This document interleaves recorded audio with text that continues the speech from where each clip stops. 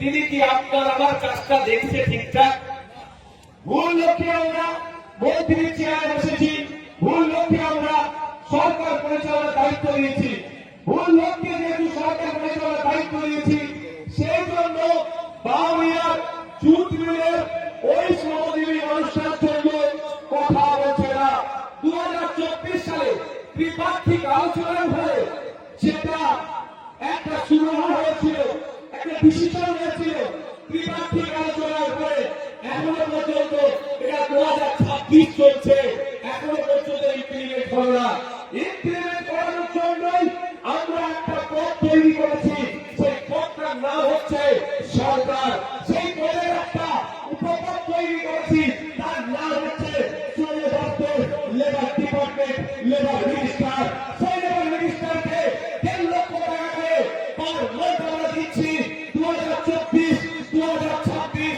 এর মধ্যখানে গঙ্গাতে অনেক পানি হয়ে গেল, এখনো পর্যন্ত অপদার্থ ব্যর্থ লেবার মন্ত্রীর জন্য এখানে জুট মিলের ওয়ার্কার্সরা তাদের সঠিক মূল্যায়ন হচ্ছে না, মজুরির দাম পাচ্ছে না।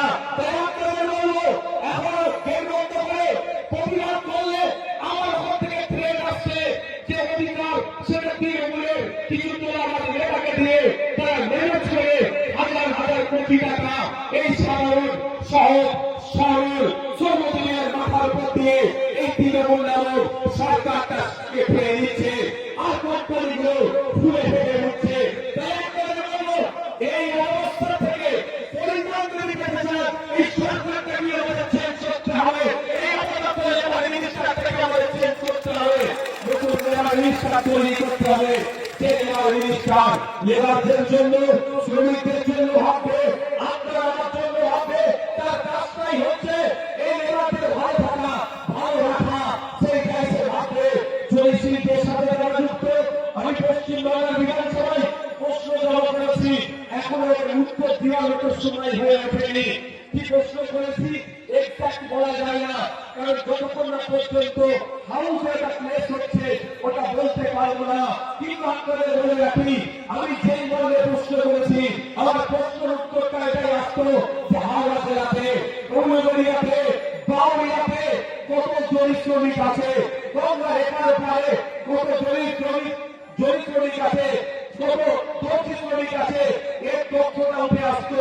আমার মনে হয় অপদার্থ লেবার মিনিস্টারের কাছে সরকারের নামে যে সরকার চালাচ্ছে এই মমতা ব্যানার্জি, ইনাদের কাছে এই তথ্য নাই।